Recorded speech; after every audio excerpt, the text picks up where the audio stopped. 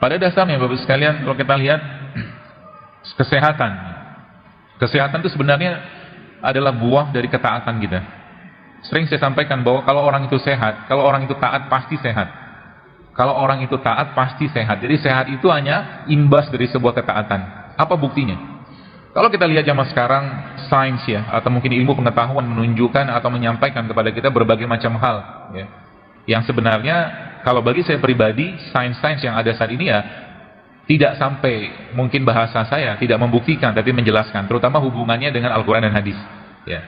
Kalau urusannya dengan Al-Quran atau hadis, maka sains itu hanya menjelaskan. Sebab kalau dia tidak sama dengan apa yang disampaikan Allah dan Rasulullah SAW, pasti ya sains yang bermasalah ya. Seperti itu harusnya. Karena iman itu tidak perlu bukti, tapi membuktikan.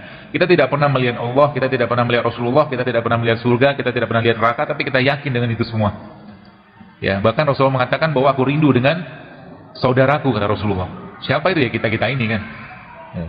Seperti itu. Maka apa-apa yang ada dalam Al-Quran atau apa-apa yang ada dalam disampaikan oleh Nabi SAW pasti bikin sehat. Kesimpulan utamanya, syariat itu bikin sehat. Tapi kita tidak melakukannya untuk sehat, karena kita melakukannya untuk taat, karena ketaatan. Orang yang bangun malam rutin, Bapak sekalian, tidak akan mungkin kena penyakit yang berat. Orang yang rajin membaca Quran, jantungnya pasti baik. Bahkan terakhir saya mendapatkan sebuah penelitian sederhana dari seorang kawan, seorang dokter juga, yang dia meliti orang-orang yang darah tinggi sama darah rendah. Darah tinggi dan darah rendah, yang kemudian orang-orang tersebut ya membaca Al-Quran atau berzikir, yang darah rendahnya menjadi normal, yang darah tingginya menjadi normal. Begitulah syariat, gitu kan? Kenapa? Karena yang menciptakan kita itu Allah ya. Allah yang menciptakan kita, Allah yang menciptakan kita, maka Allah juga yang membuat toolsnya. Allah yang bikin toolsnya. Kalau bahasa saya itu software dan hardwarenya. Kalau Anda punya mobil, sekalian ya, secanggih apapun mobil itu ada petunjuknya, ada SOP-nya. Ya, SOP-nya apa? Ya ada buku manualnya, ada servis bulanan, servis tahunan, apa macam-macam seperti termasuk spare part-nya kan gitu. Jadi semakin kita kenal dekat dengan Allah, sekalian kenal dekat dengan syariat ini, maka sebenarnya kesehatan itu adalah sebuah hal yang mudah sekali kita dapatkan. Ya, mudah sekali kita dapatkan. Ya. Dan acuannya apa? Al-Quran.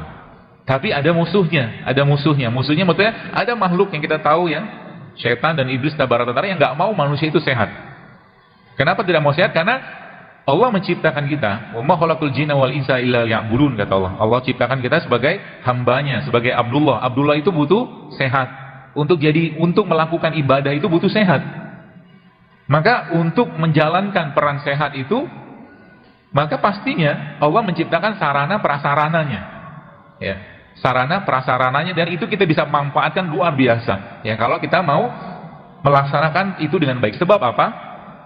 Kalau ibadah itu dikerjakan dengan sempurna, pahalanya pun sempurna. Kalau manusia jahil, makan berlebihan sehingga akhirnya tulangnya bermasalah, dengkulnya bermasalah. Saya kadang-kadang nggak habis pikir lihat orang yang ibu-ibu terutama ya. Karena ibu-ibu tuh banyak gemuk banyak gemuknya sih. Bapak-bapak juga ada sih. Badannya bagian atas ya udah gede, ya perutnya sudah seperti itulah. Kemudian akhirnya dengkulnya sakit. Dengkulnya kan sakit. Ketika dengkulnya sakit, apa yang dikerjakan? Suntik kan, kasih obat segala macam. Bahkan ketika sudah parah banget, akhirnya tempurung lututnya diganti. Padahal masalah bukan itu. Blueprintnya tubuh kita itu sudah dari dulu tuh sama gitu kan. Contoh, kita bicara tulang kaki kita itu, tulang paha atas sama paha bawah kaki lah secara umum, beban tumpunya tidak akan bisa bertambah. Jadi nyeri itu biasanya muncul, salah satunya di samping karena yang lain adalah karena terlalu besar beban tumpu ke bawahnya. Jadi kalau muncul nyeri di lutut, di sendi segala macam di bagian bawah, yang dikerjakan pertama kali apa? Turunin berat badan. Ya, turunin berat badan. Berat badan bisa bertambah gara-gara apa? Banyak makan. Sederhana sebenarnya, berat badan kita itu bertambah gara-gara banyak makan. Maka Islam adalah agama yang sangat low budget dalam urusan hidup sehat. Ada mahasiswa pernah bertanya ke saya, dokter bagaimana caranya supaya saya bisa tetap hidup sehat dalam kondisi, kan mahasiswa, judulnya kan mahasiswa kan biasanya kan, ya you know lah, kiriman segala macam seadanya gitu. Saya bilang, wah justru malah mahasiswa itu gampang sekali, sering-sering aja puasa. Saya bilang, kalau lagi mau buka puasa cari masjid yang ngasih takjil, hemat. Iya kan? Ya. Masjidnya sudah bikin kajian begini, jadi masjidnya pun nggak ngasih sirup lagi, tapi ngasih kunyit, kan gitu kan? Ngasih kurma, ngasih rebusan, nggak lagi gorengan. Kalau masjidnya sudah paham, ya. Meskipun tetap aja ngomong kayak begini berbuih, tetap aja gorengan yang dikasih. Kemarin pas di Batam ada, pas sesi tanya jawab ada yang tanya. Yang tanya siapa coba? Abang gorengan.